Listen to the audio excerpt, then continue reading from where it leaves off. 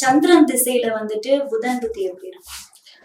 இதனுடைய எவ்வளவு நாள் இருக்கு, எவ்வளவு வருஷம், பரிகாரம் அதையும் சொல்லிடுங்க. ஓகே, இப்போ அம்மா என்ன ஒரு கேள்வி கேட்கறாங்கன்னா, சந்திரன் திசையில புதன் புத்தி அது எவ்வளவு காலம் இருக்கும், அதுக்கு என்ன எளிய பரிகாரம் சொல்லுங்கன்னு அம்மா கேட்கறாங்க. ரொம்ப சந்தோஷமான கேள்வி. இப்படி எல்லாம் ஒரு கேள்வி எப்படி பிறக்குது அப்படின்னு கேட்டீங்கன்னா, அவங்க கேள்வி கேட்டதுனாலதான் என்னால உங்களுக்கு பதில் கொடுக்க முடியுது. அப்ப என்னன்னா, சந்திரன் திசையில புதன் புத்தி 17 மாசம் ஒரு ஜாதகத்துல அவங்களுடைய புத்தி நடக்கும். அந்த காலகட்டங்கள்ல நீங்க ஏதாவது எளிய பரிகாரங்கள் ஏதாவது செய்யணும்னு நினைச்சீங்கன்னா, ஏழை குழந்தைகளுக்கு புதன் என்பது புஸ்தகம், நோட்டு, பேனா எல்லாமே.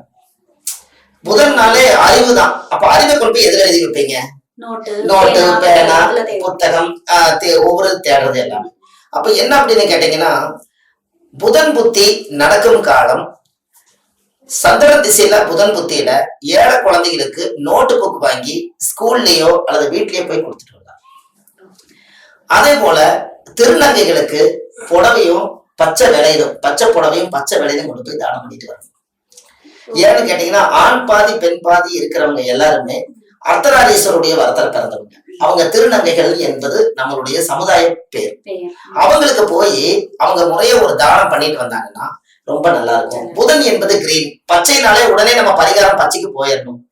அப்போ பச்சையா எங்கெல்லாம் இருக்கு அப்படின்னு பார்த்தா, வீட்டுல அவங்க வெத்தலை செடி வளர்த்துறதும், மதுரை மீனாட்சி அம்மனுடைய கையில கிளி இருக்கு. அப்ப மதுரை மீனாட்சி அம்மன் கோயில் போய் ஒரு முறை இவங்க அம்மாவை போய் மதுரை மீனாட்சி பார்த்துட்டு வந்தாலே இவங்களுக்கு ஒரு பெரிய சிறப்பு இருக்கு. இதுல என்ன ஒரு விசேஷம்னு கேட்டீங்கன்னா, படிப்புல எப்பவுமே ஜெயிக்கிற மாதிரியும், பெரிய பெரிய ஆட்கள் எல்லாம் டெய்லியும் அன்றாட ஜெயிக்கிறதுக்கு ஒரு எளிய பரிகாரம் இருக்கு.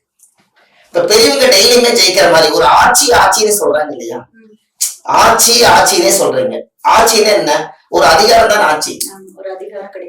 காஞ்சி காமாட்சியுடைய படமும், காசி விசாலாட்சியுடைய படமும், மதுரை மீனாட்சியுடைய படமும் எல்லாமே ஆட்சியா? இந்த 3 ஆட்சியுடைய படம் கையகலம் எடுத்து நீங்க சோப்பட வச்சுட்டு போனீங்கன்னா அன்றைய பொழுது உங்களுக்கு ஆட்சியா தான் நீங்க இருப்பீங்க. ஆமா, ஏன்னா அந்த சாமிகளுக்கு மட்டும்தான் ஆட்சிங்கிற பெயர் சூட்டி இருக்கிறாங்க அந்த காலத்துல. இவங்க எல்லாம் அந்த காலத்துல இந்த நாட்டை ஆண்டவங்க. அதனாலதான் மதுரை மீனாட்சி, காஞ்சி காமாட்சி, காசி விசாலாட்சி, இவங்க 3 பேர்த்துக்குமே எப்படி இந்த கோரஸா இந்த ஒரு ஸ்லோகம் கிடைச்சது. அப்ப அந்த 3 பேர்த்துடைய உருவ படத்தையும் நீங்க வச்சிருந்தா அவங்களோட 4 ஆட்சி ஆயிருக்கு கடைசியில. இதெல்லாம் நம்மளே உடனே செய்யக்கூடிய ஒரு உடனே நீங்க வீட்டுல நெட்லயே படம் வருது. நீங்க மதுரை மீனாட்சி ஆமா போடுறாங்க, இதை எடுத்து நீங்க கையில வச்சுக்கலாம். அப்புறம் உத்தரதோஷ மங்கை அப்படிங்கிறது நடராஜருடைய சன்னதி. ராமேஸ்வரத்துல இருந்து 90 கிலோமீட்டர் தூரத்துல உத்தரதேச மங்கை என்பது ஒரு தெய்வ ஸ்தலம் இருக்கு.